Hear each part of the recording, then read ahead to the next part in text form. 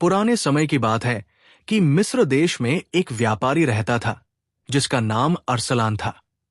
उसका कारोबार मिस्र के अलावा दुनिया के और भी बड़े बड़े देशों में फैला हुआ था और उसके व्यापारिक समूह सामान खरीदने और बेचने के लिए दुनिया भर के देशों में यात्रा करते रहते थे। इसलिए अरसलान ने बहादुर और निडर सैनिकों का एक बड़ा दल तैयार किया हुआ था जो समूह के साथ साथ यात्रा करते थे और अगर डाकू हमला करते तो वो पूरी वीरता से उनका सामना करते थे। उसे रक्षक दल कहते थे और इस रक्षक दल का नेता एक बहुत ही बहादुर और निडर नौजवान असफंद यार था।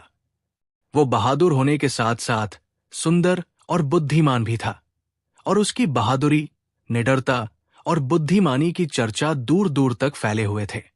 जब से वो रक्षक दल का नेता बना था, उसने डाकुओं का सामना इतनी बहादुरी और बुद्धिमानी से किया था कि अनगिनत डाकू उसके और उसके साथियों के हाथों मारे गए थे और अब तो डाकू उससे बहुत डरने लगे थे।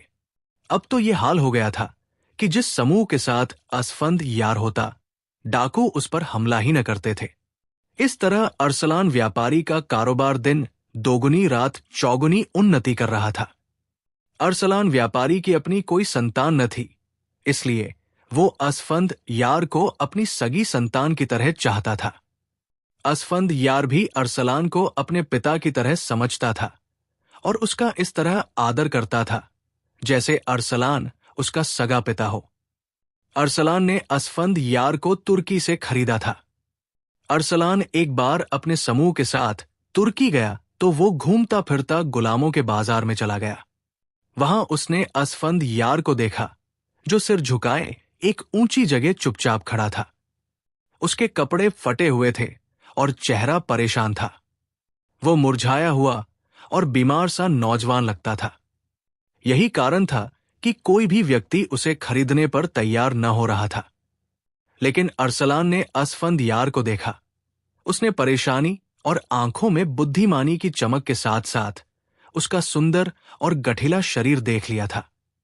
वो समझ गया था कि ये नौजवान जो बाहर से परेशान और मुरझाया हुआ लग रहा था, दरअसल एक बहुत ही बुद्धिमान, बहादुर और निडर आदमी है।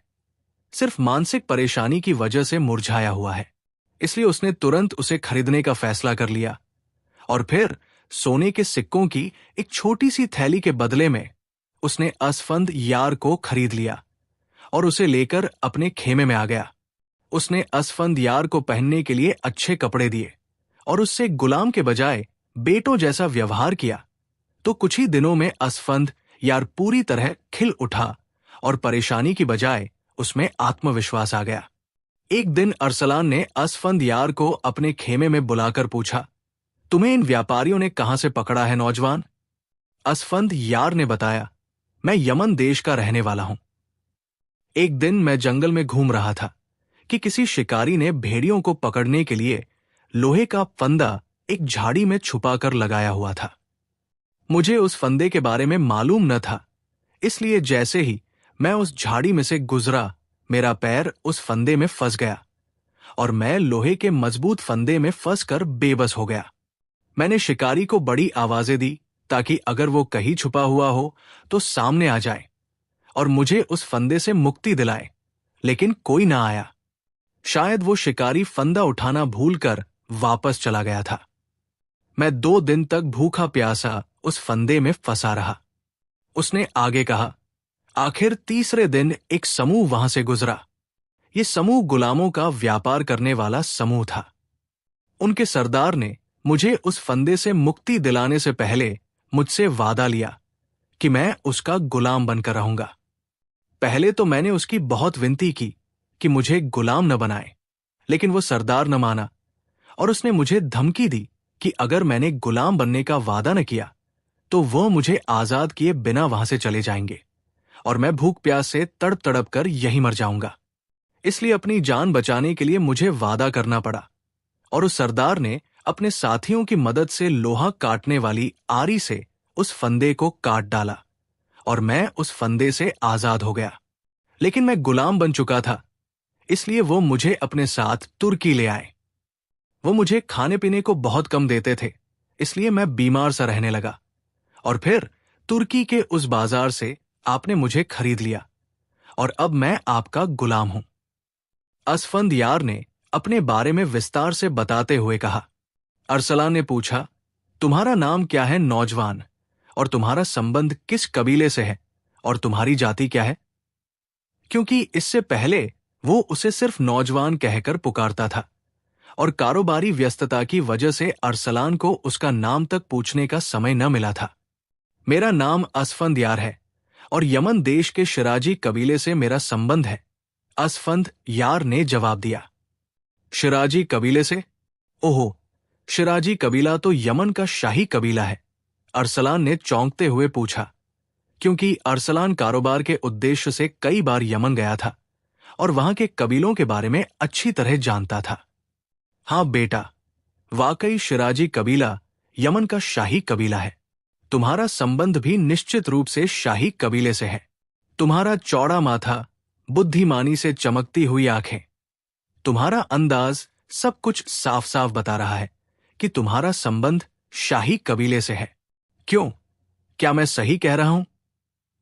अरसलान व्यापारी ने उसे गौर से देखते हुए कहा, मैं सिर्फ गुलाम हूं और बस मुझे इतना ही याद रखना चाहिए। मेरे हाथों में गुलामी का कड़ा मौजूद है।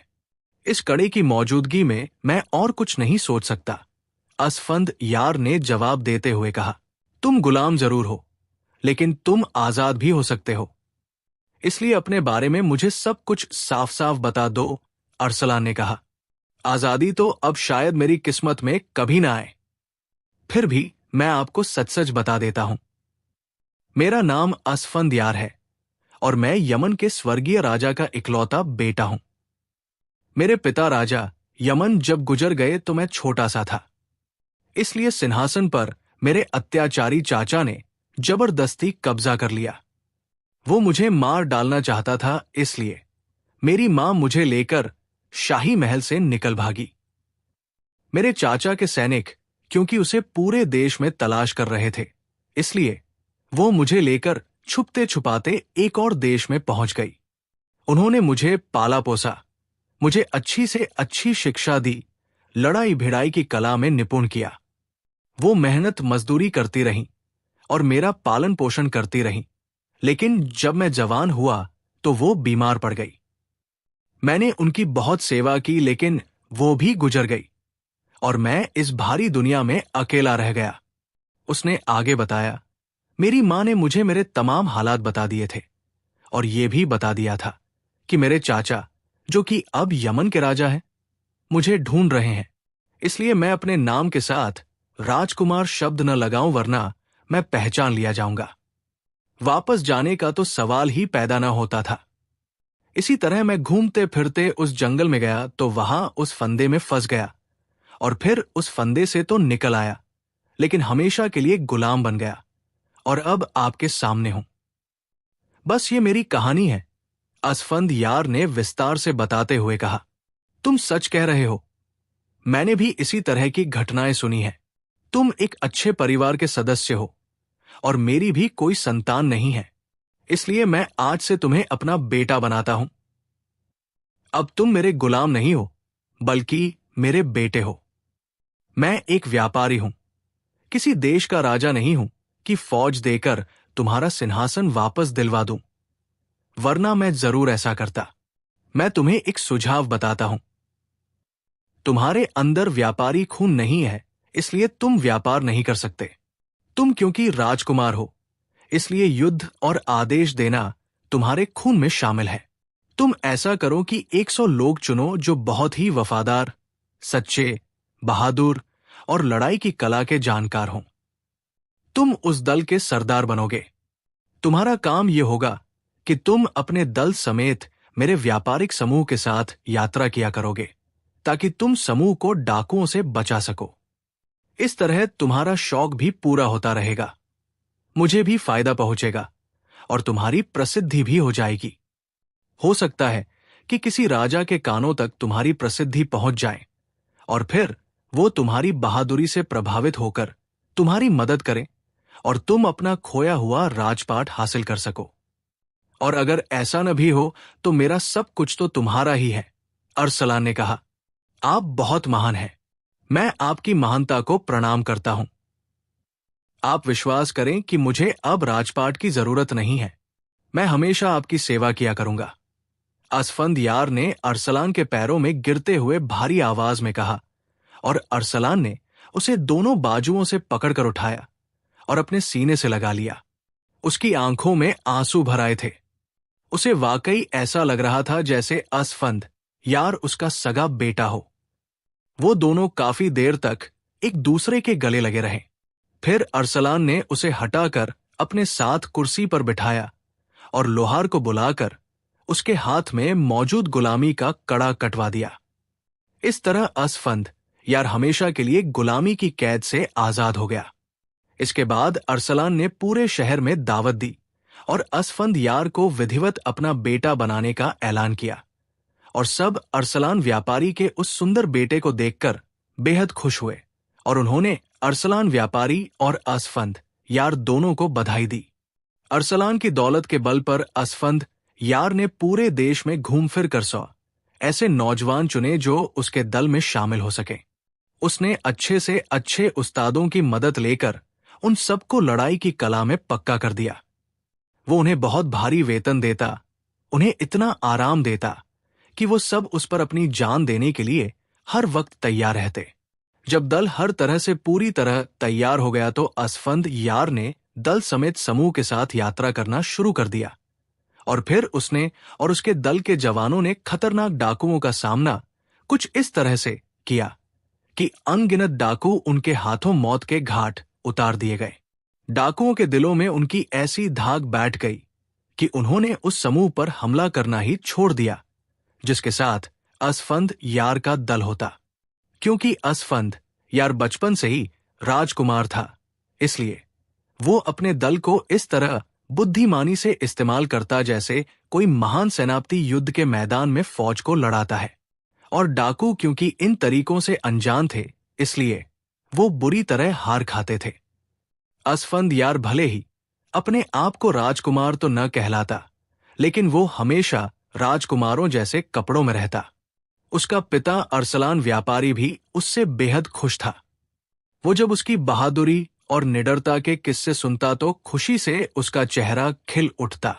जब असफंद यार मिस्र में होता तो अरसलान के साथ गद्दी पर भी बैठता ताकि व्यापार के तमाम गुर भी सीख सके, क्योंकि उसे मालूम था कि अरसलान के बूढ़े होने के बाद उसका तमाम कारोबार उसी ने संभालना है। लेकिन व्यापार में उसका दिल न लगता और उसकी कोशिश हमेशा ये होती कि किसी तरह वो समूह के साथ यात्रा पर निकल पड़े। लेकिन अब समूह के साथ जाने में भी मजा नहीं रहा था, क्योंकि अब सफर के अलावा और कुछ न होता था।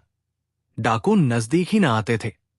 आज भी वो अरसलान व्यापारी की दुकान पर बैठा इसी तरह की सोच में डूबा था कि पास बैठे हुए बूढ़े मुनीम ने उससे बात करते हुए पूछा, बेटे असफंद यार, क्या बात है जो तुम चुपचाप नजर आ रहे हो? क्या कोई परेशानी है?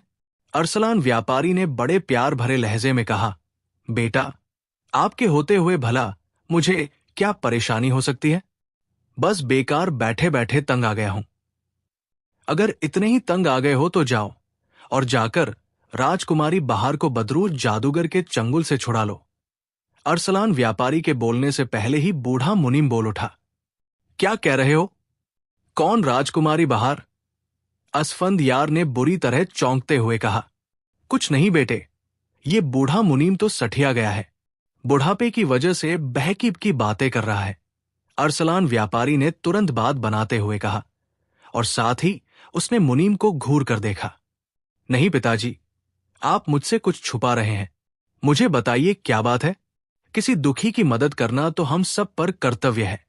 असफंद यार ने बड़े विश्वास भरे लहजे में कहा, ठीक है बेटे, दुखी की मदद करना हम सबका कर्तव्य है, लेकिन अरसलान व्यापारी ने कुछ कहना चाहा।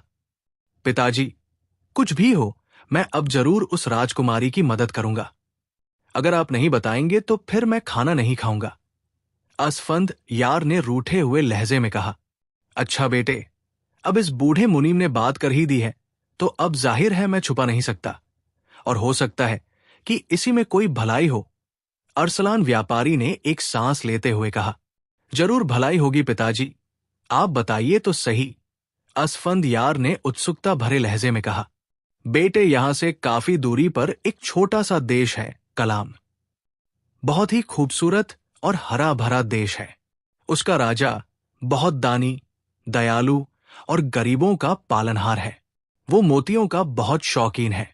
इसलिए कुछ दिन पहले मेरे पास एक बहुत ही कीमती मोती आया, तो मैंने सोचा कि ये मोती कलाम के राजा अजीर के पास पेश किया जाए। ये सोचकर मैं खुद ही अपने सेवकों के साथ वहां चला गया। लेकिन जब मैं वहां पहुंचा तो मैंने हालात ही बदले हुए देखे। कलाम का हर नागरिक दुख और गम में डूबा हुआ था। पूरे देश पर उदासी छाई हुई थी। मैं ये समझा कि शायद राजा का निधन हो गया है, लेकिन फिर मुझे विस्तार से मालूम हुआ कि राजा अजीर की इकलौती बेटी बहार को एक बहुत ही जालिम जादूगर जबरदस्ती उठाकर ले गया है। उसने आगे बताया, राजकुमारी बहार को उठाकर ले जाने वाला जादूगर दुनिया का सबसे जालिम और धूर्त जादूगर है। उसका नाम तो कुछ और है, लेकिन उसके जुल्म, क्रूरता और धूर्तता की वजह से सब उसे बदरूह जादूगर कहते हैं। उसने राजकुमारी को काराकोरम की पहाड़ियों में अपने एक महल में कैद कर रखा है और उससे शादी करना चाहता है। लेकिन उसके इनकार पर उसने गुस्से में आकर राजकुमारी को पत्थर की मूर्ति बना दिया है और कह दिया है कि जब तक राजकुमारी बाहर शादी के लिए राजी नहीं होगी, वो इसी तरह पत्थर की बनी रहेगी। अगर उसने हां कर दी तो उसके साथ न सिर्फ राजकुमारी की शादी कर दी जाएगी, बल्कि उसे कलाम देश का राज सिंहासन भी सौंप दिया जाएगा।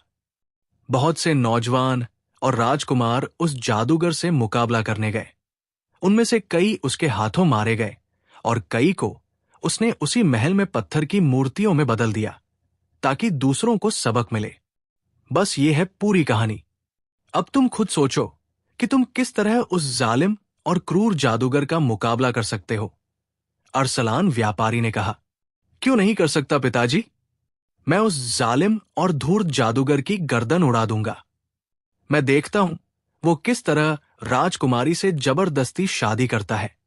असफंद यार ने तलवार की मूठ पर हाथ मारते हुए कहा, जबरदस्ती तो वो कर नहीं सकता, वरना अब तक वो जबरदस्ती कर चुका होता।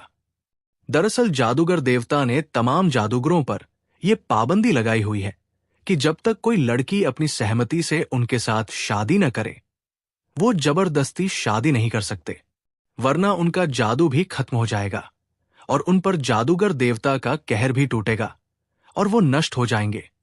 अरसलान व्यापारी ने सिर हिलाते हुए कहा, लेकिन वह राजकुमारी को जबरदस्ती क्यों उठाकर ले गया है और उसने उसे पत्थर की मूर्ति में क्यों बदल दिया है? यह भी तो जुल्म है, असफंद यार ने कहा। बिल्कुल बेटे, बहुत बड़ा जुल्म है। बेचारा राजा, राजकुमारी बहार का पिता, उसके गम में रो रो कर बुरा हाल हो गया है।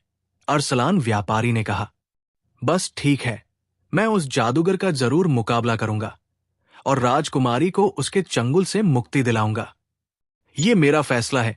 मुझे यकीन है कि आप जरूर मुझे राजकुमारी की मदद करने की इजाजत देंगे। असफंद यार ने कहा, बेटे, ये जानलेवा मुहिम है। अगर तुम जिद करते हो तो मैं तुम्हें रोक नहीं सकता, लेकिन अरसलान व्यापारी ने हिचकिचाते हुए कहा, लेकिन कुछ नहीं पिताजी, मैंने फैसला कर लिया है। मौत और जिंदगी ईश्वर के हाथ में है। मैं मौत से नहीं डरता। असफंद यार ने बड़े ठोस और आत्मविश्वास भरे लहजे में कहा, ठीक है बेटे, अगर तुमने फैसला कर ही लिया है तो मेरी दुआएं तुम्हारे साथ है। ईश्वर तुम्हें अपनी सुरक्षा में रखेगा। अरसलान ने उठकर असफंद यार को गले से लगाते हुए कहा, शुक्रिया पिताजी, बहुत बहुत शुक्रिया।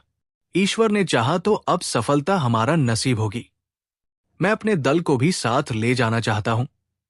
असफंद यार ने कहा, बिल्कुल, जरूर ले जाओ। मैं भी तुम्हें यही कहने वाला था।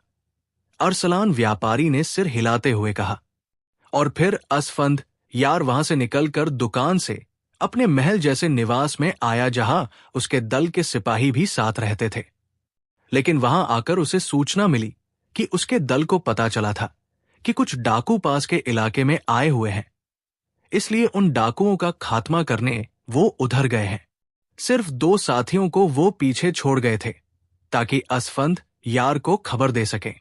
असफंद यार चूंकि तुरंत जाने का फैसला कर चुका था, इसलिए उसने बाकी साथियों की वापसी का इंतजार न किया और उन्हीं 2 साथियों को, जिनमें से एक का नाम दानिश और दूसरा असद था, साथ लेकर वो काराकोरम की पहाड़ियों की तरफ चल पड़ा। उसने घोड़े के साथ खाने पीने का सामान भी रख लिया था, क्योंकि उसे मालूम था कि काराकोरम की पहाड़ियां काफी दूरी पर हैं और वो कई बार समूह के साथ उन पहाड़ियों के करीब से गुजरा भी था। इसलिए उसे वहां जाने के लिए किसी से रास्ता पूछने की जरूरत न थी। दानिश और असद को उसने बदरू जादूगर और राजकुमारी बहार के बारे में सब कुछ बता दिया था।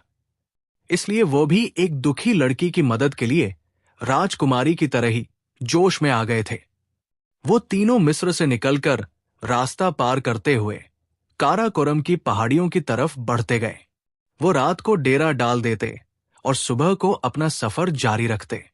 अगर रात उन्हें किसी बस्ती में होती तो वो रात उसी बस्ती में गुजार लेते, क्योंकि रास्ते की तमाम बस्तियों के रहने वाले असफंद यार के कारनामों से अच्छी तरह परिचित थे। इसलिए वो उसकी बहुत इज्जत करते और जब उन्हें मालूम होता कि असफंद यार किसी डाकू से मुकाबला करने नहीं बल्कि एक अत्याचारी जादूगर के खात्मे के लिए जा रहा है, तो वो सब उन्हें दिल से दुआएं देते थे। इस तरह सफर करते करते एक दिन शाम के वक्त वो एक बस्ती में पहुंचे। उस बस्ती का नाम काशो था। ये छोटी सी बस्ती थी, लेकिन इस जगह का मुखिया सरदार नामदार असफंद यार का बहुत गहरा दोस्त था। एक बार असफंद यार ने उसकी जान डाकुओं से बचाई थी। वो आदमी बहुत खुश हुआ और उसने असफंद यार को गले से लगाया और उसे और उसके साथियों को बड़े आदर और सम्मान से अपने घर ले आया। खाना वगैरह खाने के बाद उसने असफंद यार से इस तरह बिना पूरे समूह के आने का कारण पूछा तो असफंद यार ने उसे सब कुछ साफ साफ बता दिया, क्योंकि उसकी आदत थी कि वह झूठ कभी न बोलता था। सरदार नामदार ने कहा कि तुम बदरूर जादूगर का मुकाबला करने जा रहे हो। मैंने उस जादूगर के किस्से सुन रखे हैं। तुम तो जादू नहीं जानते हो, फिर उसका मुकाबला कैसे करोगे? ये तो ठीक है कि मैं मानता हूं कि तुम सच्चे हो, बहादुर हो और बुद्धिमान हो, लेकिन जादू का मुकाबला सिर्फ बहादुरी से नहीं किया जा सकता। अगर तुम पसंद करो तो मैं अपनी बस्ती के एक बूढ़े बुजुर्ग से तुम्हारी मुलाकात करा दूं। वो भी किसी जमाने में बहुत बड़े जादूगर थे, लेकिन अब उन्होंने जादू से तौबा कर ली है और यहां रहकर ईश्वर की भक्ति में व्यस्त हो गए हैं। हो सकता है वो तुम्हें इस सिलसिले में कोई फायदेमंद सलाह दे सके। सरदार नामदार की बात सुनकर असफंद यार ने खुश होते हुए कहा कि मैं उनसे जरूर मिलूंगा।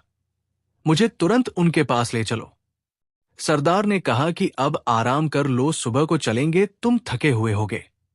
लेकिन असफंद यार ने कहा नहीं, सुबह को तो मैंने यहां से रवाना हो जाना है।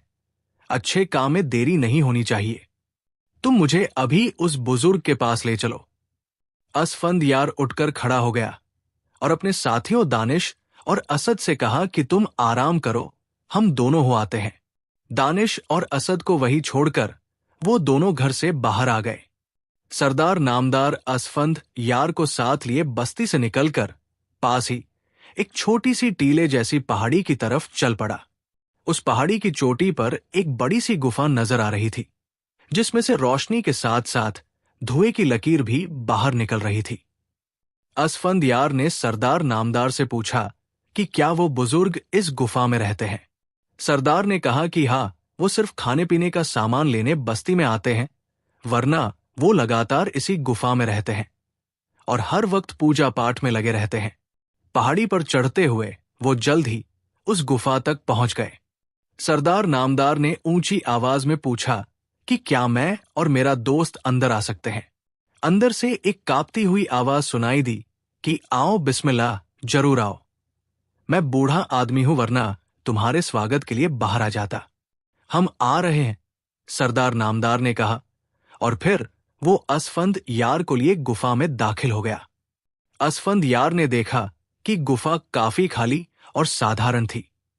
उसके आखिरी कोने में एक दिया जल रहा था, साथ ही लकड़ियां भी जल रही थी और पास ही आसन बिछाए एक बहुत ही बूढ़ा आदमी बैठा हुआ था।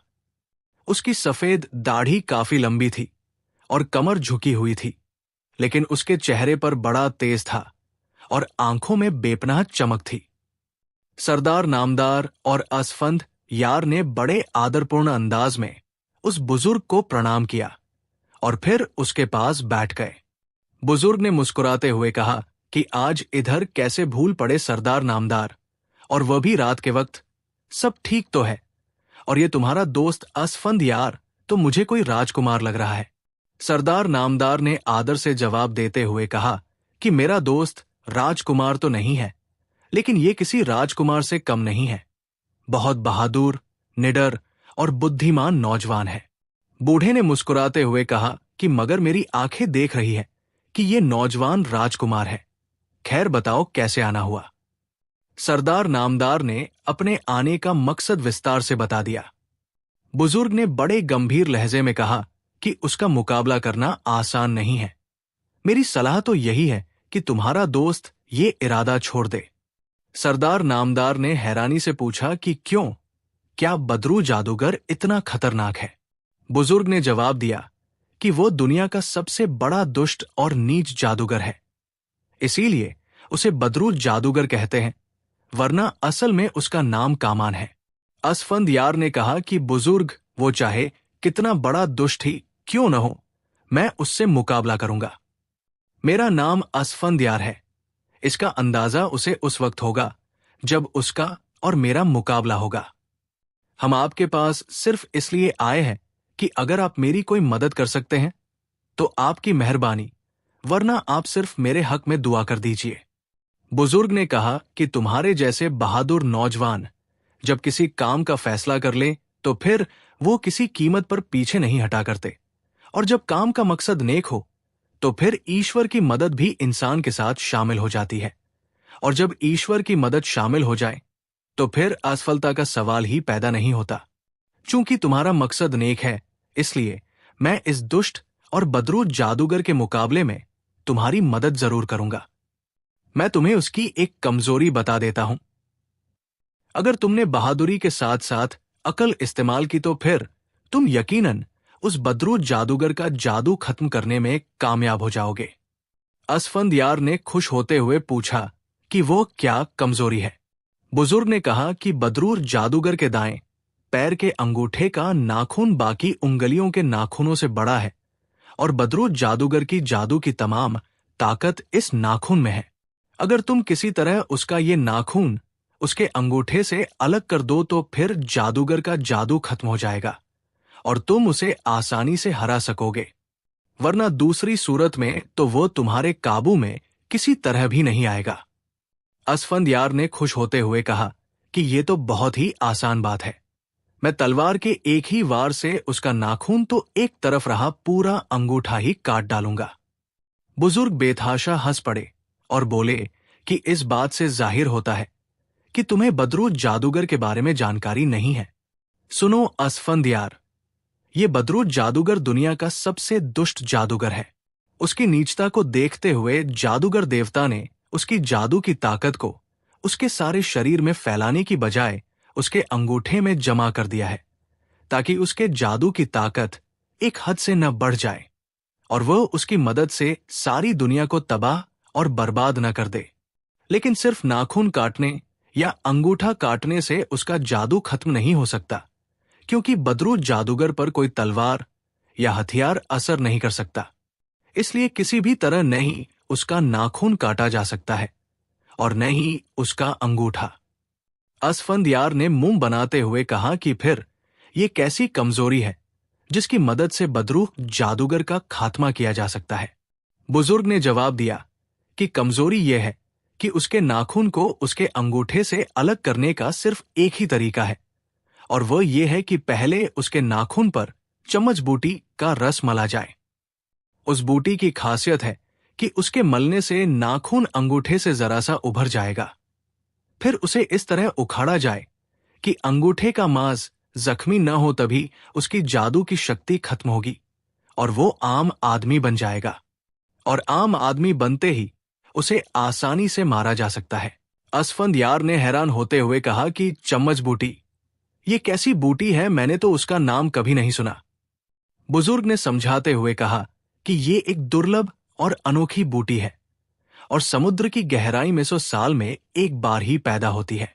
और बदरू जादूगर को चूंकि उसकी खासियत का पता है, इसलिए उसने सुरक्षा के तौर पर उस बूटी को समुद्र की गहराई से निकालकर अपने पास रखा हुआ है। कहाँ रखा हुआ है इसका पता किसी को नहीं, और दूसरी बूटी अब 100 साल बाद ही पैदा हो सकती है। सरदार नामदार ने, जो अब तक खामोश बैठा था, कहा कि फिर तो ये सारा काम ही नामुमकिन है। मेरी राय है कि तुम इस काम में हाथ न डालो।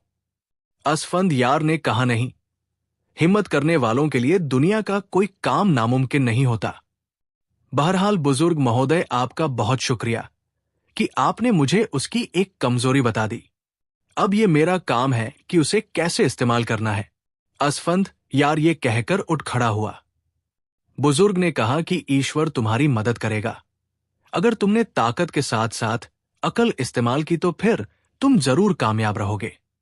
मैं तुम्हें एक और तोहफा देता हूं।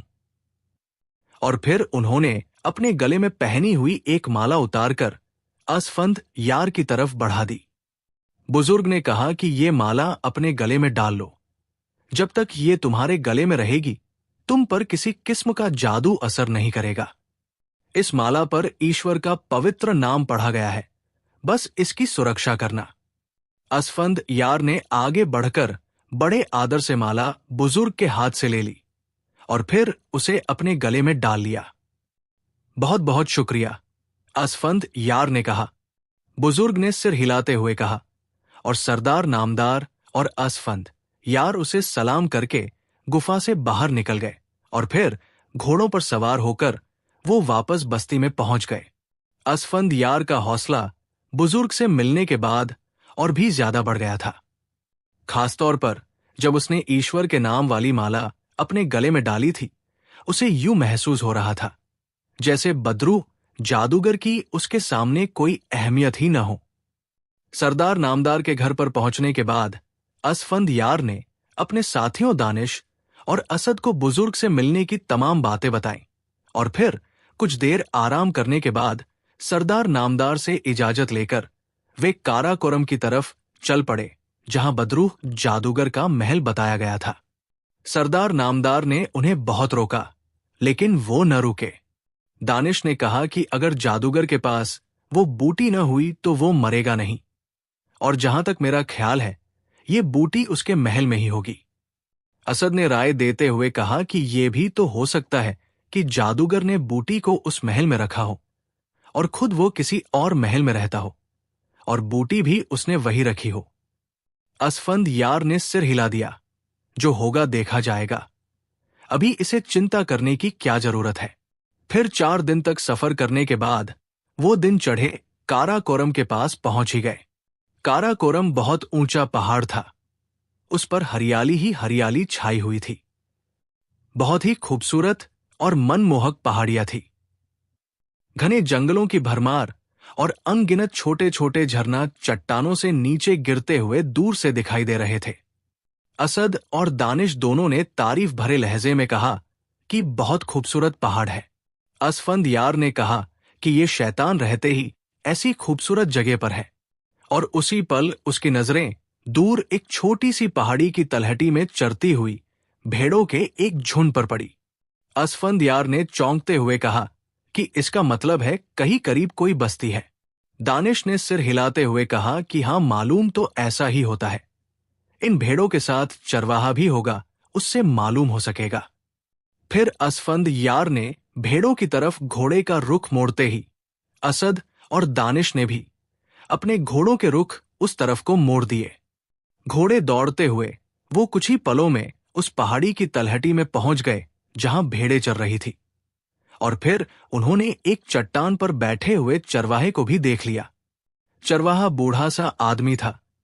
उसने लाल रंग का लंबा सा चोगा पहन रखा था और उसके सिर पर सुनहरे रंग की टोपी थी जिसमें उसने कोई पर लगा रखा था। वो उनकी आहट पाकर भी बिल्कुल न चौंका और उसी तरह चट्टान पर खामोश बैठा रहा।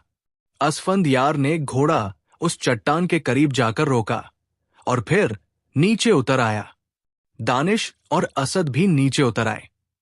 असफंदयार ने चट्टान के करीब जाकर चरवाहे को सलाम किया। बूढ़े चरवाहे ने बड़े शाही अंदाज में कहा कि आओ नौजवान, तुम कैसे हमारे दरबार में आए हो। वो इस तरह एक चट्टान पर बैठा रहा जैसे वाकई वो बादशाह हो, और असफंदयार और उसके साथी उसके दरबार में फरियाद लेकर आए हों। असफंदयार ने हैरानी से इधर उधर देखते हुए कहा कि दरबार, मैं समझा नहीं बुजुर्ग महोदय। चरवाहे ने शाही अंदाज में कहा कि ओहो, तो तुम हमें चरवाहा समझ रहे हो। हम बादशाह हैं, इस सारे इलाके के बादशाह, और ये भेड़े हमारी प्रजा है। असफंदयार और उसके साथी एक दूसरे को यूं देखने लगे जैसे उन्हें यकीन हो गया हो कि बूढ़ा चरवाहा पागल हो गया है। असफंदयार ने बड़े आदरपूर्ण लहजे में कहा कि हम समझ गए बादशाह सलामत, लेकिन आपके राज्य में बदरू जादूगर ने महल कैसे हासिल कर लिया? आपने उसे कैसे इजाजत दे दी? आप तो बेहद नेक दिल बादशाह हैं। चरवाहे ने कहा कि ओहो बदरू जादूगर, उसने हमारी मिन्नतें की थी, इसलिए हमने उसे इजाजत दे दी, लेकिन हम जब चाहे अपनी दी हुई इजाजत वापस ले सकते हैं। क्या तुम हमारे दरबार में बदरू जादूगर के खिलाफ शिकायत लेकर आए हो? अगर ऐसी बात है, फरियादी तो डरने की जरूरत नहीं है। तुम जरूर अपनी शिकायत पेश करो, हम इंसाफ करेंगे। असफंदयार ने कहा कि बादशाह सलामत, हम वाकई बदरू जादूगर के खिलाफ शिकायत लेकर आए हैं। उसने एक राजकुमारी को जबरदस्ती अगवा कर लिया है और वो उससे जबरदस्ती शादी करना चाहता है। राजकुमारी के इनकार पर उसने उसे अपने महल, जो इसी पहाड़ी पर स्थित है, पत्थर का बनाकर रख दिया है। हम राजकुमारी को रिहा कराने आए हैं। चरवाहे ने कहा कि अच्छा, ये तो बदरू जादूगर ने बहुत बुरा काम किया है। हमें तो बताया ही न गया था, वरना हम उसे जरूर सजा देते। लेकिन फरियादी तुम्हारा राजकुमारी बहार से क्या रिश्ता है? असफंदयार ने कहा कि मेरा कोई रिश्ता नहीं है, मैं तो बस उसे जुल्म से बचाना चाहता हूं। आप हमें सिर्फ इतना बता दें कि बदरू जादूगर का महल कहाँ है, इसके बाद हम उससे खुद निपट लेंगे। असफंदयार ने इस बार साफ बात करते हुए कहा। उसके चरवाहे के पास आने का मकसद ही सिर्फ यही था कि वो उससे बदरूर जादूगर के महल का पता मालूम कर सके। चरवाहे ने मजाक उड़ाते हुए लहजे में कहा कि तुम उससे निपट लोगे? तुम कैसी बातें कर रहे हो फरियादी? वो दुनिया का सबसे बड़ा जादूगर है और तुम मामूली से इंसान हो। वो तुम्हें एक पल में खत्म कर देगा। असफंदयार ने आत्मविश्वास भरे लहजे में कहा कि बादशाह सलामत, वो जालिम है और जालिम के खिलाफ लड़ाई करने वालों की ईश्वर मदद करते हैं, इसलिए मुझे कोई चिंता नहीं है। आप सिर्फ हमें उसके महल के बारे में बता दे कि वो कहाँ है। चरवाहे ने कहा कि हाँ, तुम सही कहते हो, इसीलिए बस्ती के पास पहाड़ी के घर में रहने वाले बुजुर्ग ने तुम्हें अपनी खास माला दी है, लेकिन इसके बावजूद तुम बदरू जादूगर का मुकाबला आसानी से नहीं कर सकते। असफंदयार और उसके साथी पहली बार चौंक पड़े। उन्हें पहली बार एहसास हुआ कि बूढ़ा पागल नहीं है, बल्कि कुछ और ही चीज है, वरना उसे इस बात का कैसे पता चल जाता कि असफंदयार ने किसी बुजुर्ग से बात की है। असफंदयार ने हैरानी भरे लहजे में कहा कि आप तो बहुत कुछ जानते हैं बादशाह सलामत। चरवाहे ने कहा कि हाँ, हम बादशाह हैं और बादशाह अपने राज्य की हर चीज से हमेशा खबरदार रहते हैं। असफंदयार ने कहा, तो फिर बादशाह सलामत, आप हमारी मदद कीजिए ताकि हम राजकुमारी को उस बदरूर जादूगर के कब्जे से निकाल सकें। चरवाहे ने कहा कि हाँ, हम तुम्हारी मदद करेंगे। बुजुर्ग ने तुम्हें सही बताया है कि बदरूर जादूगर की जादू की ताकत उसके अंगूठे में है, लेकिन बदरू जादूगर बहुत चालाक है। उसने गुप्त तौर पर देवता की मिन्नत करके जगह बदल ली है। अब उसकी जादू की शक्ति उसके पैर के अंगूठे में नहीं है, बल्कि उसने अपनी शक्ति एक मूर्ति में बंद कर रखी है। ये मूर्ति छोटी सी है और बंदर की शक्ल की है। उसने इस मूर्ति को अपने महल के एक तहखाने में छुपा कर रख दिया है और इस तहखाने के लिए ऐसा खास जादू कर दिया है कि उसके अंदर कोई दाखिल नहीं हो सकता जब तक उस जादू के घेरे को तोड़ न दिया जाए। असफंदयार ने कहा कि क्या ये माला भी उस जादू के घेरे को नहीं तोड़ सकती? चरवाहे ने कहा नहीं, सिर्फ एक सूरत में इस जादू के घेरे को तोड़ा जा सकता है कि बदरूर जादूगर का एक दांत तोड़ दिया जाए और उस दांत को इंसानी खून में लथपथ करके उस तहखाने के दरवाजे पर फेंका जाए तो जादू का घेरा टूट जाएगा और तहखाने का दरवाजा खुल जाएगा। उस तहखाने की पहचान ये है कि इसके दरवाजे का रंग लाल है। असफंद यार ने पूछा कि कोई भी दांत या उसके लिए भी कोई खास दांत तय है? चरवाहे ने कहा, नहीं, कोई भी दांत। और तुम सोच रहे होंगे कि ये तो बहुत आसान बात है, हालांकि ये उस अंगूठे से भी ज्यादा मुश्किल है, क्योंकि बदरूर जादूगर के शरीर पर कोई हथियार असर नहीं करता और दांत मुंह के अंदर होते हैं। असफंद यार ने बड़े रोबदार लहजे में जवाब दिया कि कुछ भी हो बादशाह, सलामत मैं उसका दांत जरूर तोड़ दूंगा। चरवाहे ने बहुत ही गुस्से भरे लहजे में कहा, तो फिर जाओ और तोड़कर देख लो, मेरे पास क्यों आए हो? असफंद यार ने बड़े आदरपूर्ण लहजे में कहा कि आप मेरी मदद करें, बादशाह सलामत। अच्छे बादशाह अत्याचारियों के खिलाफ लड़ने वालों की मदद जरूर करते हैं। और उसके इस वाक्य ने चरवाहे पर असर दिखाया। चरवाहे का चेहरा चमक उठा और उसने कहा, हम मदद करेंगे।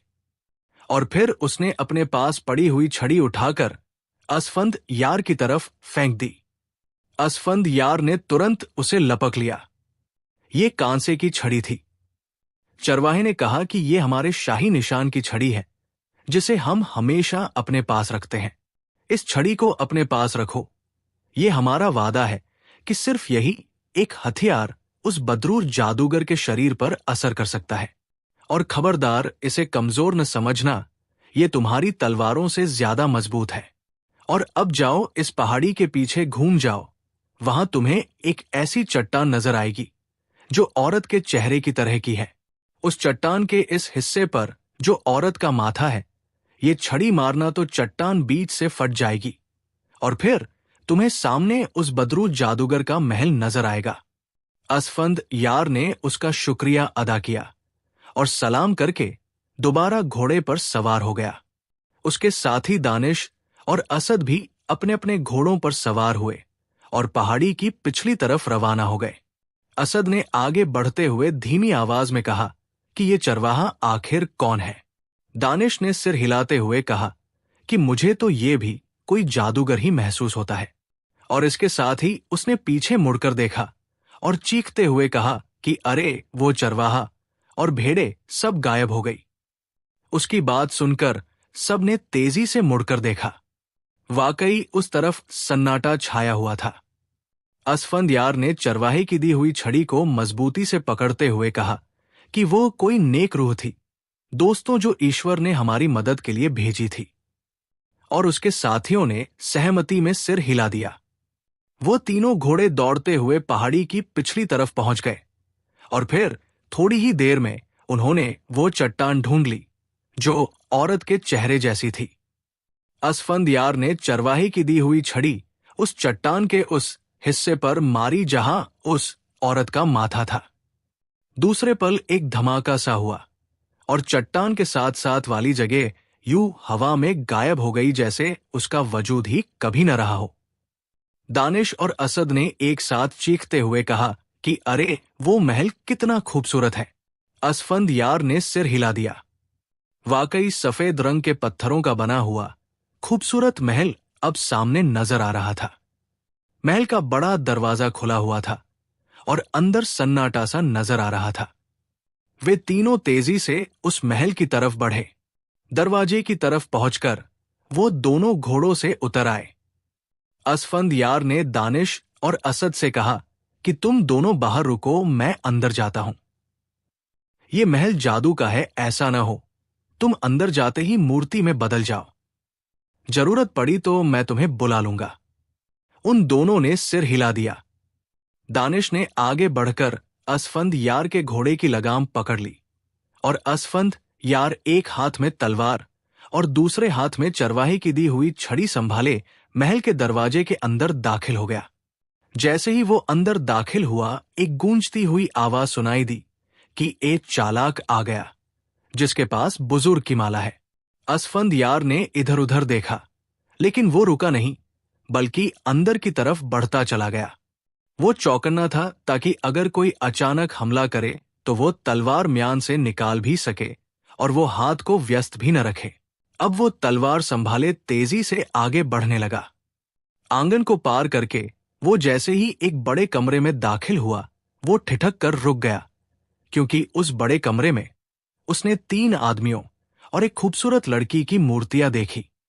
ये चारों मूर्तियां इतनी मुकम्मल और भरपूर थी कि उन्हें देखते ही आसफंद यार समझ गया कि ये यकीनन जिंदा इंसान होंगे जिन्हें जादूगर ने मूर्तियों में बदल दिया होगा। अभी असफंद यार उनको देखने के बाद इधर उधर देख रहा था कि अचानक एक जोरदार कड़कड़ाहट हुई और कमरे की छत गायब हो गई।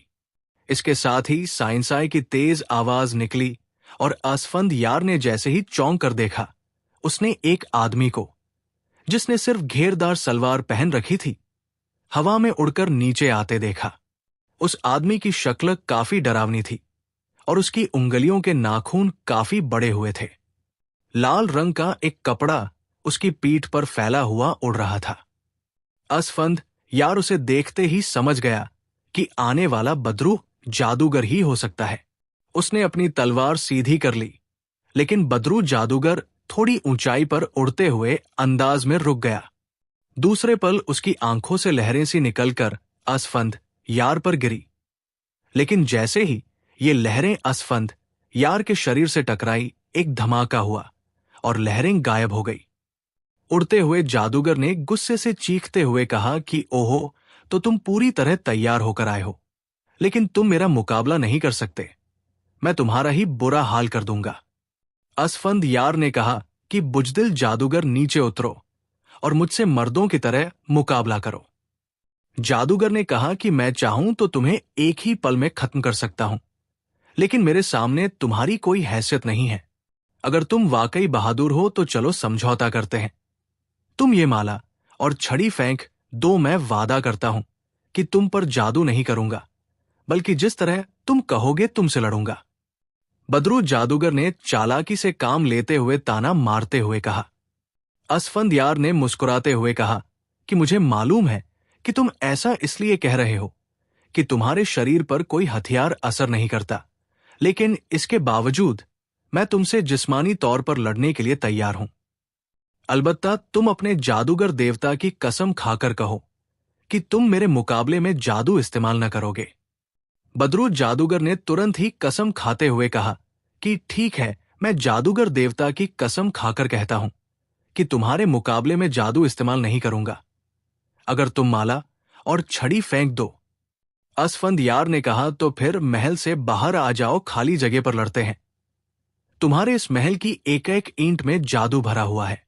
बदरू जादूगर ने तुरंत कहा कि यह भी मंजूर है और सिर हिलाता हुआ तेजी से बाहरी दरवाजे की तरफ मुड़ गया। उसने अपने दिमाग में एक योजना बना ली थी और अब वो इस योजना पर अमल करना चाहता था। बदरू जादूगर इस तरह हवा में उड़ता हुआ उसके सिर के ऊपर ऊपर महल से बाहर की तरफ जाने लगा। असफंद यार ने महल से बाहर आते ही गले में पहनी हुई माला उतारी और उसे दानिश की तरफ उछाल दिया और कहा, इसे संभालो दानिश। दानिश ने झुककर माला हाथ में पकड़ ली।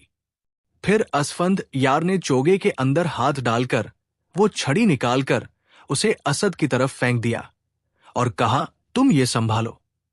और इसके साथ ही उसने तलवार भी म्यान से बाहर निकाल ली और वो खाली हाथ खड़ा था।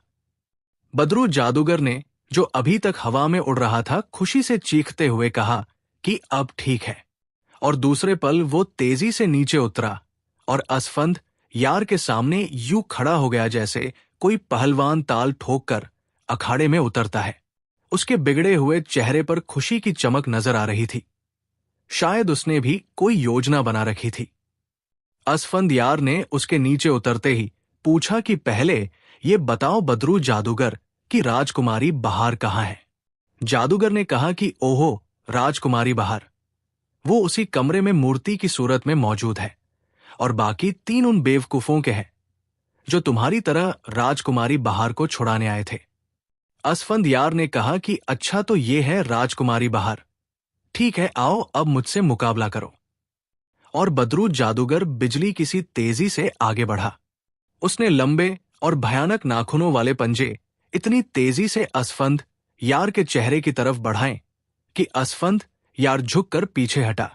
लेकिन इस पल एक पत्थर से उसका पैर टकराया और असफंद यार अपना संतुलन बरकरार न रख सका और पीठ के बल जमीन पर गिर पड़ा। असफंद यार लड़ाई के दाम पेच बहुत अच्छी तरह जानता था। उसने नीचे गिरते ही तेजी से करवट बदली और बदरू जादूगर को अपने आप को बचाने के लिए दोनों पंजे जमीन पर रखने पड़े। उसी पल बिजली सी तेजी से लात को पूरी ताकत से घुमाया और बदरू जादूगर चीखता हुआ उछलकर कई फुट दूर जा गिरा। असफंद यार तेजी से उछला और उसने पूरी ताकत से अपनी टांग बदरू जादूगर के मुंह पर मारनी चाहिए ताकि एक ही तरफ से उसका कोई ना कोई दांत तोड़ डाले। लेकिन बदरू जादूगर न सिर्फ उससे भी ज्यादा तेज था, बल्कि उसने दोनों हाथों से असफंद यार की टांग को पकड़ा और दूसरे ही पल वह यूं चला जैसे कोई बड़ा पक्षी उड़ने के लिए उछलता है। और उसके साथ ही वो सचमुच किसी पक्षी की तरह हवा में उड़ता चला गया। उसकी रफ्तार बिजली से भी ज्यादा तेज थी और फिर देखते ही देखते वो महल के अंदर पहुंच गया। और इस पल उसने जोर से हंसते हुए असफंद यार की टांग छोड़ दी और असफंद यार किसी भारी बोरी की तरह सिर के बल नीचे जमीन की तरफ गिरने लगा। बदरू जादूगर आसमान पर उड़ता हुआ अपनी कामयाब चालाकी पर खुशी के मारे ठहाके लगा रहा था। उसकी छोटी छोटी आंखें कामयाबी और खुशी से चमक रही थी। लेकिन दूसरे ही पल उसकी हंसी हवा में ही रह गई। उसने बिजली सी तेजी से एक घोड़े को महल के अंदर आते देखा और फिर इससे पहले कि असफंद यार जमीन पर गिरता, घोड़ा दौड़ता हुआ ठीक उस जगह के नीचे पहुंच गया और असफंद यार ने हवा में ही पलटी खाई और पलक झपकने में वो घोड़े की पीठ पर इस तरह बैठ चुका था जैसे वो आसमान से नीचे गिरने की बजाय कोई करतब दिखा रहा हो। बदरू जादूगर के तो वहम और गुमान में भी न था कि असफंद यार अब भी बच सकता है। उसने फौरन ही मंत्र पढ़कर अपने दोनों हाथ जोर से झटके, लेकिन इस पल एक कड़कड़ाहट हुई और आसमान पर उड़ता हुआ बदरू जादूगर इस तरह जमीन पर गिरा जैसे इससे पहले असफंद यार गिर रहा था। जैसे ही बदरू जादूगर जमीन पर गिरा, असफंद यार ने घोड़े पर से छलांग लगाई और वो बदरू जादूगर के ऊपर जा गिरा। बदरू जादूगर जो जमीन पर अचानक गिरने की वजह से करहाते हुए उठ रहा था, एक बार फिर असफंद यार का धक्का खाकर पीठ के बल जमीन पर गिरा और इस पल असफंद यार ने पूरी ताकत से उसके मुंह पर मुक्का मारा। लेकिन उस चालाक जादूगर ने असफंद यार की उम्मीदों से भी ज्यादा फुर्ती से अपना मुंह बंद कर लिया। असफंद यार को महसूस हुआ जैसे उसने किसी सख्त चट्टान पर मुक्का मार दिया हो और दर्द की वजह से घबराकर पीछे हटा तो इस पल असद ने हाथ में निकले हुए चरवाहे के डंडे को पूरी ताकत से बदरू जादूगर के मुंह पर मार दिया। डंडा जैसे ही बदरू जादूगर के मुंह पर पड़ा, बदरू जादूगर के मुंह से भयानक चीख निकली और उसने जैसे ही दर्द की वजह से मुंह खोला तो एक की बजाय उसके 3-4 टूटे हुए दांत उसके मुंह से बाहर आ गिरे। बदरू जादूगर का बिगड़ा हुआ चेहरा दर्द की वजह से और ज्यादा बिगड़ गया था। बहुत खूब असद, तुम वक्त पर पहुंचे हो, असफंद यार ने खुशी से चीखते हुए कहा और उसने झपट कर बदरू जादूगर का एक दांत उठाया और तेजी से महल की तरफ भाग निकला। रुक जाओ, रुक जाओ, बदरू जादूगर चीखा, लेकिन उसी पल दानिश ने अपना डंडा पूरी ताकत से जादूगर की पसलियों पर मारा और बदरू जादूगर चीखता हुआ नीचे जा गिरा। उसने जल्दी से मंत्र पढ़कर उन दोनों पर फूंकना चाहा, लेकिन उसका मंत्र बेकार गया क्योंकि दानिश और असद ने एक एक हाथ में बुजुर्ग की दी हुई माला पकड़ रखी थी। अब तो बदरू जादूगर बेहद घबराया। उसने उठकर भागने की कोशिश की, लेकिन असद उसे कहाँ आसानी से जाने देता था। जैसे ही वो उठकर भागना चाहता, वो चरवाहे वाला डंडा पूरी ताकत से बदरू जादूगर को मार देता और बदरू जादूगर चीखता हुआ दोबारा जमीन पर गिर पड़ता। झूझलाहट और लाचारी से उसका चेहरा इस कदर बिगड़ गया था कि उसकी तरफ देखना मुश्किल हो गया था। लेकिन असद और दानिश दोनों को मालूम था कि एक बार भी जादूगर का वार चल गया तो फिर उन सबकी मौत पक्की है। असफंदयार तेजी से महल के अंदर सफर कर रहा था और फिर थोड़ी सी तलाश के बाद उसने लाल रंग का दरवाजा ढूंढ लिया। उसने बड़ी फुर्ती से अपने चोगे के अंदर मौजूद तेज धार खंजर निकाला और बड़ी फुर्ती से उसने अपनी एक उंगली पर खंजर की धार चला दी। उसकी उंगली से खून निकला तो उससे बदरूर जादूगर का दांत उंगली से निकलने वाले खून से लथपथ किया और फिर उसे पूरी ताकत से दरवाजे की तरफ फेंक दिया। जैसे ही दांतलाल दरवाजे से टकराया, एक जोरदार धमाका हुआ और दरवाजा खुलता चला गया। असफंदयार दौड़ता हुआ अंदर दाखिल हुआ। ये एक छोटा सा कमरा था जिसके बीच में संगमरमर की एक मेज के ऊपर छोटे से बंदर का पुतला रखा हुआ था। बंदर के इस पुतले की दोनों आंखें इंसानों की तरह थी। असफंदयार ने जल्दी से हाथ बढ़ाकर उस बंदर को उठाना चाहा, मगर जैसे ही उसका हाथ बंदर से टकराया, उसके सिर को इतने जोर का धक्का लगा कि वो चीखता हुआ कमरे की दीवार से जा टकराया। उसके सिर को गहरी चोट लगी और आंखों के सामने अंधेरा सा छाने लगा, लेकिन उसने जल्दी से अपने आप को संभाल लिया और उठकर खड़ा हो गया। बंदर की जिंदा आंखें अब भी असफंद यार पर जमी हुई थी। उसकी आंखों से भारी नफरत दिखाई दे रही थी। तभी उसे चरवाहे की आवाज सुनाई दी कि असफंद यार, अपनी उंगली से निकलने वाला खून इस बंदर की आंखों पर मारो। अचानक चरवाहे की आवाज असफंद यार के कानों में गूंजी और फिर असफंद यार ने वो उंगली बंदर की आंखों की तरफ झटकी जिसमें से अभी तक खून निकल रहा था। खून के छींटे जैसे ही बंदर की आंखों पर पड़े, एक और जोरदार धमाका हुआ और बंदर का पुतला हजारों टुकड़ों में बदलकर मेज के नीचे आ गिरा। मुबारक हो, जादू टूट गया, एक आवाज गूंजी और असफंद यार ये सुनते ही तेजी से वापस भागा और कमरे से निकलकर उस तरफ को भागने लगा जिधर वो बदरू जादूगर और अपने साथियों असद और दानिश को छोड़ आया था।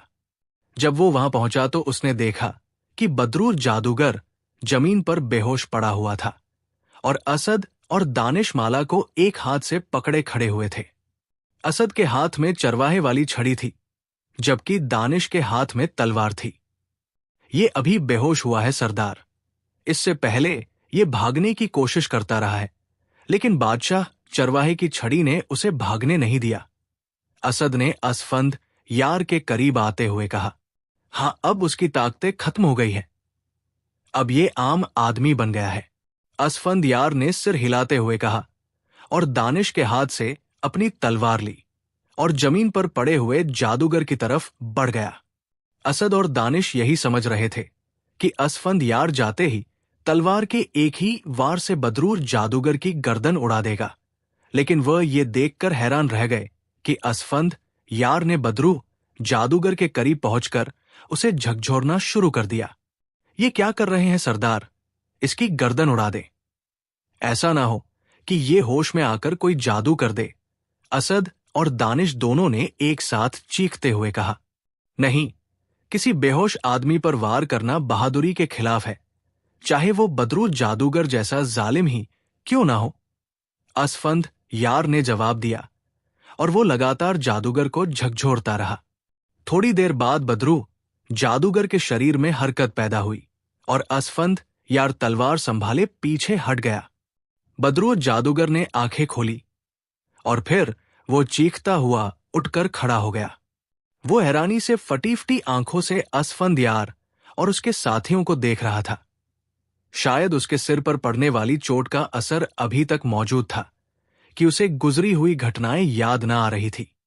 संभल जाओ बदरू जादूगर, अब तुम्हारे जुल्म का हमेशा के लिए खात्मा होने वाला है। असफंद यार ने तलवार लहराते हुए कहा, तुमने मेरे साथ चालाकी की है, मैं तुम्हें मार डालूंगा, जलाकर राख कर दूंगा। बदरू जादूगर ने गुस्से से दहाड़ते हुए कहा, चालाकी तो तुमने की है बदरू जादूगर, मुझे उठाकर महल के ऊपर ले आए ताकि तुम मुझे ऊपर से गिराकर मार डालो, और फिर तुमने अपनी कसम के खिलाफ मुझ पर मंत्र पढ़ने की कोशिश की, जिसकी वजह से तुम ऊपर से नीचे आ गिरे, क्योंकि तुमने अपने जादूगर देवता की कसम खाई थी कि मुझ पर जादू का वार ना करोगे। असफंद यार ने उसे याद दिलाते हुए कहा, ओहो वाकई मुझसे गलती हो गई, लेकिन तुमने भी तो वादा किया था कि तुम माला और डंडे का इस्तेमाल नहीं करोगे। बदरू जादूगर ने कहा, मैं तो अब भी अपने वादे पर कायम हूं। मैंने अब तक न माला को हाथ लगाया है और न डंडे को। असफंद यार ने मुस्कुराते हुए कहा, लेकिन तुम्हारे साथियों ने तो उसे इस्तेमाल किया है। बदरू जादूगर ने बिगड़े हुए लहजे में कहा, उन्होंने तो कोई वादा नहीं किया था। बहरहाल अब तुम मरने के लिए तैयार हो जाओ। तुम्हारा वो बंदर खत्म हो चुका है और उसके साथ ही तुम्हारे जादू की ताकतें भी खत्म हो गई है। असफंद यार ने कहा, अरे मैं तबाह हो गया, मैं लुट गया। हाय मेरे जादू की ताकतें। बदरू जादूगर को जैसे ही एहसास हुआ कि वाकई उसके जादू की ताकतें खत्म हो गई हैं, वो बुरी तरह रोने पीटने लगा। तुमने आज तक जुल्म भी तो बहुत किए हैं। अब जबकि तुम्हारे जुल्म का नतीजा सामने आने लगा है, तो अब बुजदिलों की तरह रो रहे हो। असफंद यार ने कहा, और बदरू जादूगर ने घुटने टेक कर माफी मांगना शुरू कर दिया और दोनों हाथ जोड़कर जान की भीख मांगने लगा। अच्छा, अगर तुम अभी वादा करो कि आगे से किसी पर जुल्म नहीं करोगे, तो मैं तुम्हें माफ कर सकता हूं। असफंद यार ने कहा, सरदार ये जालिम और धोखेबाज आदमी है, इस पर रहम न खाइए, बल्कि इसकी गर्दन उड़ा दीजिए। असद ने चीखते हुए कहा, नहीं असद, मैं किसी लाचार पर तलवार का वार नहीं कर सकता। अगर ये मुझसे लड़ता तो मैं उसे यकीनन खत्म कर देता, लेकिन अब ये तो हाथ जोड़ रहा है और रहम की भीख मांग रहा है। असफंद यार ने सिर हिलाते हुए कहा, मैं अपनी जान की कसम खाकर वादा करता हूं कि आगे से किसी पर जुल्म नहीं करूंगा। मुझे माफ कर दो। बदरू जादूगर ने फौरन ही गिड़गिड़ाते हुए कहा, तुमने वादा कर लिया है, इसलिए तुम्हें माफ करता हूं। अब तुम राजकुमारी बहार और उन लोगों को जिन्हें तुमने बदल दिया है ठीक कर दो, ताकि मैं उन्हें यहां से ले जाऊं। अब तुम मुझे नहीं मार सकते। मेरे जादू की ताकत खत्म हो गई है, इसलिए अब मैं उन पुतलों को ठीक नहीं कर सकता। अब ये कयामत तक ऐसे ही रहेंगे। ये तो सिर्फ मेरे मरने की सूरत में ही ठीक हो सकते थे। बदरू जादूगर ने जोर से हंसते हुए कहा। असफंद यार का गुस्से से मुंह फूल गया। वाकई उसे तो इस बात का ख्याल भी ना आया था। अब वो क्या करता? जिस मकसद के लिए वो यहां आया था, वो तो पूरा होता नजर ना आ रहा था। सरदार, इस माला को अगर इन पुतलों से छुआ जाए तो मेरा ख्याल है कि जादू खत्म हो जाएगा। दानिश ने अचानक कहा, अरे हाँ, वाकई बुजुर्ग ने कहा था कि माला से जादू का असर खत्म हो जाता है। आओ मेरे साथ। असफंद यार ने कहा और तेजी से उस कमरे की तरफ बढ़ने लगा जहां राजकुमारी और दूसरे लोगों के पुतले मौजूद थे। कुछ नहीं हो सकता। तुम्हें इसी तरफ वापस जाना होगा, बदरू जादूगर ने जोर से हंसते हुए कहा। लेकिन असफंद यार ने उसकी एक न सुनी और तेजी से उस कमरे की तरफ दौड़ता चला गया। असफंद यार के दोनों साथी असद और दानिश भी उसके पीछे लपके, अलबत्ता असफंद यार का घोड़ा वही रह गया। जैसे ही वो तीनों उस कमरे की तरफ लपके, बदरू जादूगर तेजी से असफंद यार के घोड़े की तरफ लपका और उसने उछलकर घोड़े पर सवार होना चाहा, लेकिन घोड़े ने तेजी से किनारा कर लिया और बदरू जादूगर पीठ के बल एक धमाके से नीचे गिरा। इस पल असफंद यार के घोड़े ने पूरी ताकत से दुलत्ती मारी और बदरू जादूगर के गले से चीख निकल गई। घोड़े की दुलत्ती उसकी पसलियों पर पड़ी थी और जाहिर है अब वो आम आदमी था, इसलिए कई पसलियां टूट गई। इस पल घोड़े ने मुड़कर अपनी दोनों अगली टांगें उठाईं और पूरी ताकत से बदरू जादूगर के सीने पर मारी। बदरू जादूगर के मुंह से एक भयानक चीख निकली और वो बुरी तरह तड़पने लगा। अभी वो तड़प ही रहा था कि एक बार फिर घोड़े ने अगली दोनों टांगें उठाकर जोर से तड़पते हुए जादूगर के सीने पर मारी और उसकी टांगों के दोनों खुर बदरू जादूगर के सीने के अंदर घुसते चले गए और उसके साथ ही इस कदर भयानक धमाका हुआ कि असफंद यार और उसके साथी लड़खड़ा गए। धमाका होते ही चारों तरफ लाल रंग का धुआं सा फैल गया। जब धुआं छटा तो उन्होंने देखा कि सफेद रंग का महल गायब हो चुका था और उनके सामने राजकुमारी बहार और 3 नौजवान सही सलामत हालत में खड़े हुए थे। वो सब हैरानी से अपने आप को देख रहे थे। असफंदयार के घोड़े ने बदरू जादूगर का खात्मा कर दिया था, इसलिए उसका महल भी गायब हो चुका था और राजकुमारी बहार और 3 नौजवान भी जिंदा हो गए थे। वाह सरदार, तुम्हारा घोड़ा भी बहुत अक्लमंद निकला। उसने बदरू जादूगर को मार डाला। दानिश ने घोड़े की गर्दन थपथपाते हुए कहा। वो एक बार फिर चालाकी से काम लेना चाहता था, इसलिए वो मेरे घोड़े पर सवार होकर फरार होना चाहता था। असफंद यार ने मुस्कुराते हुए कहा, आपने हमें इस बदरू जादूगर से बचाया है राजकुमार साहब। हम आपके बेहद एहसानमंद हैं।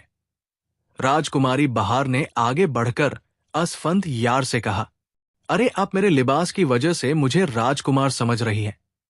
मैं तो एक सौदागर का बेटा हूं, अलबत्ता मुझे ऐसा लिबास पहनने का शौक है।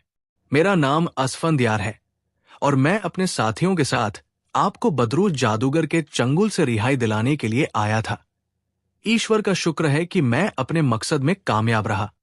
असफंद यार ने मुस्कुराते हुए कहा। राजकुमारी बहार कुछ कहना चाहती थी कि अचानक एक आवाज आई।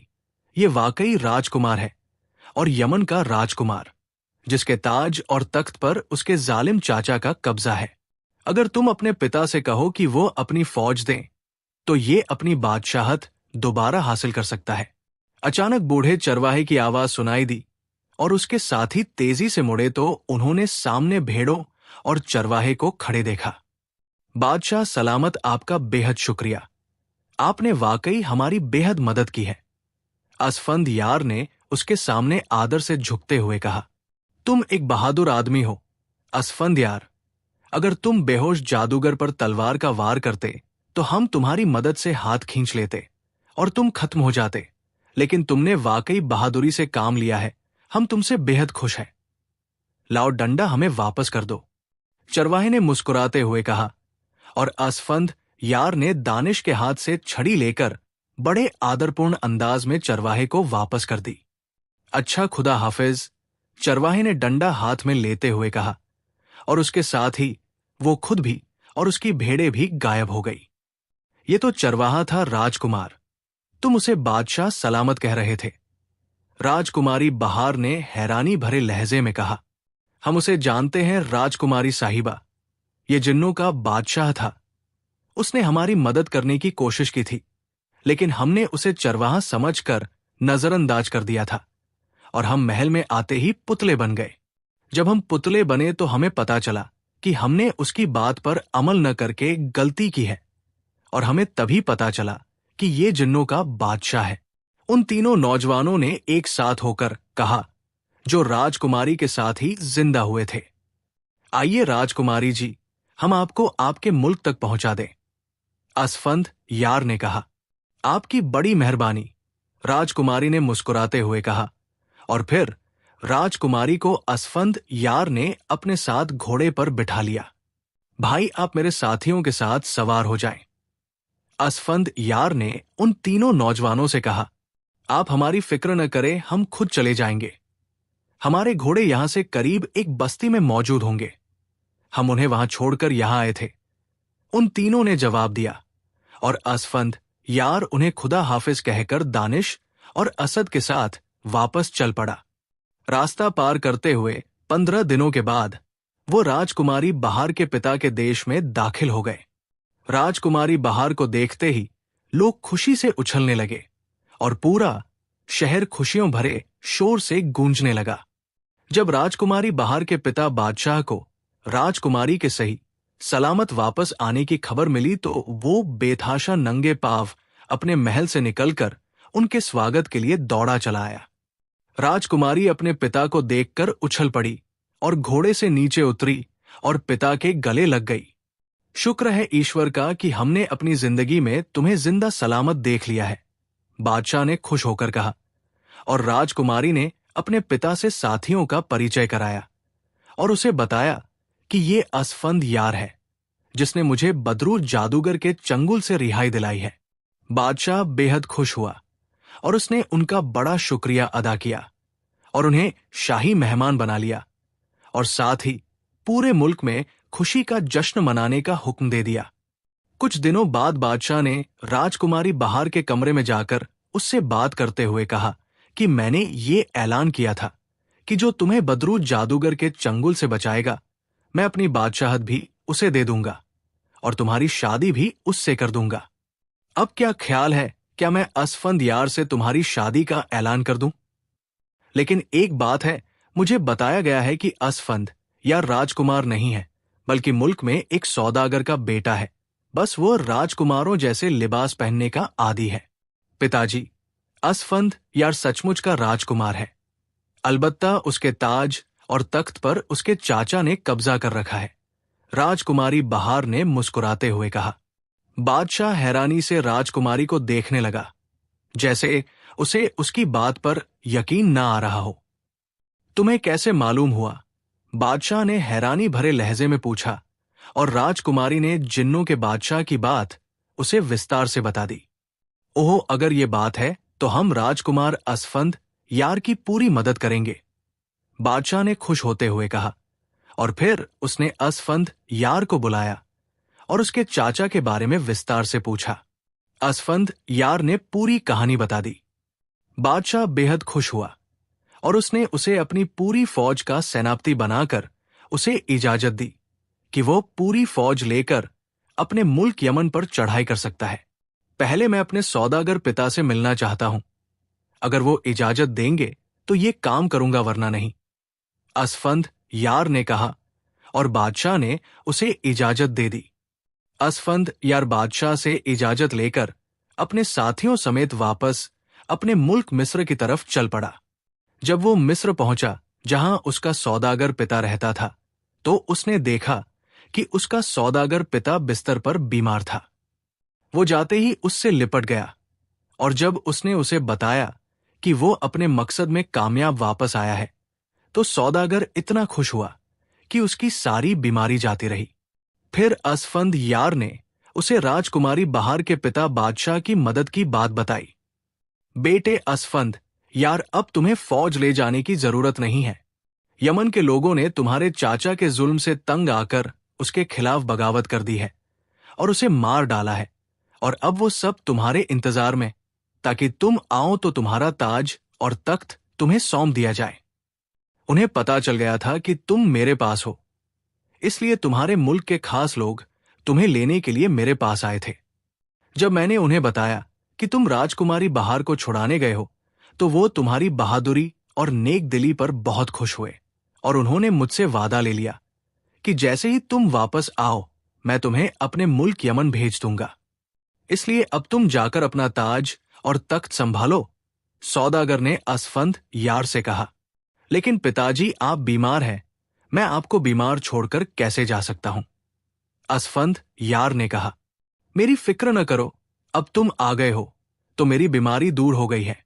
बस तुम मेरा वादा पूरा करो और जाओ, मैं राजकुमारी बहार के पिता के पास तुम्हारा रिश्ता लेकर जाऊंगा, सौदागर ने कहा। असफंद यार ने सौदागर से इजाजत लेकर अपने तमाम साथियों को इकट्ठा किया और फिर उन्हें साथ लेकर वो अपने मुल्क यमन की तरफ चल पड़ा। जब वो अपने मुल्क यमन पहुंचा तो वहां की प्रजा उसको आते देखकर बहुत खुश हुई और उन्होंने उसे बाकायदा ताज पहनाकर तख्त पर बिठा दिया। असफंद यार अब अपने मुल्क यमन का बादशाह बन चुका था। पहले वो सिर्फ एक सौदागर का बेटा था, लेकिन अब वो सचमुच का बादशाह था। अभी उसे तख्त संभाले कुछ ही दिन गुजरे थे कि सौदागर का पैगाम पहुंचा कि राजकुमारी बहार के पिता ने रिश्ता मंजूर कर लिया है, इसलिए वो बारात लेकर आए और राजकुमारी बहार को ब्याह कर ले जाए। चुनांचे बादशाह असफंद यार ने पूरे शानो शौकत के साथ हजारों लोगों की बारात बनाई और फिर बहुत कीमती तोहफे लेकर वो बारात समेत राजकुमारी बहार के देश पहुंच गया, जहां उनका शानदार स्वागत किया गया। वही असफंद यार का सौदागर पिता भी मौजूद था। पिताजी, आपके जिंदा होते हुए मैं बादशाह की बजाय राजकुमार कहलाना ज्यादा पसंद करता हूं, इसलिए आज से आप बादशाह होंगे और मैं राजकुमार। असफंद यार ने अपना ताज बूढ़े सौदागर के सिर पर रखते हुए कहा। सौदागर ने पहले तो इनकार किया, लेकिन जब सब ने जोर दिया तो वो मान गया। और फिर राजकुमारी बहार से शादी के बाद वो सौदागर बादशाह और राजकुमारी बहार को साथ लेकर वापस अपने मुल्क पहुंच गया। वहां उसने सौदागर बादशाह की बाकायदा बादशाहत का ऐलान कर दिया। उसके मुल्क की तमाम प्रजा ने उसकी बात मान ली और इस तरह बूढ़ा सौदागर बादशाह बन गया और आसफंद यार राजकुमार। और वह राजकुमारी बहार के साथ हंसी खुशी रहने लगा। उसने अपने तमाम साथियों को फौज में ऊंचे पद दे दिए और खुद फौज का सेनापति बन गया। कुछ दिनों बाद राजकुमारी बहार के पिता ने अपना ताज और तख्त उसके हवाले कर दिया और खुद ईश्वर की भक्ति में लग गया। असफंद यार ने सौदागर बादशाह को उस मुल्क का बादशाह भी बना दिया। उसका कहना था कि जब तक उसका पिता जिंदा है वो भला बादशाह कैसे बन सकता है, वो तो राजकुमार ही रहेगा। उसकी इस नेकी ने दोनों मुल्कों की प्रजा पर बड़ा असर किया और उन सब ने भी बुराइयों से तौबा कर ली। इस तरह वो सब बहुत चैन और सुकून से रहने लगे। सौदागर बादशाह ने अपनी सारी दौलत गरीबों में बांट दी थी, क्योंकि अब उसे या राजकुमार असफंद यार को दौलत की जरूरत ही बाकी न रही थी। सौदागर के पास इतनी दौलत थी कि दोनों मुल्कों के गरीब उसे पाकर अमीर बन गए और उन सब की जिंदगी ऐशोआम से गुजरने लगी। और वो सब दिन रात सौदागर बादशाह और राजकुमार असफंद यार को दुआएं देते रहते। उधर राजकुमार असफंद यार भी राजकुमारी बहार जैसी नेक और खूबसूरत बीवी को पाकर बेहद खुश था। उसका कहना था कि ईश्वर ने इतनी सुंदर और नेक बीवी देकर उसे इतना बड़ा इनाम दे दिया है, जिसका मुकाबला 7 बादशाहों के ताज और तख्त भी नहीं कर सकते। वाकई जुल्म का अंजाम अच्छा नहीं होता, जबकि नेक और बहादुर लोगों को ईश्वर हमेशा कामयाबी देते हैं।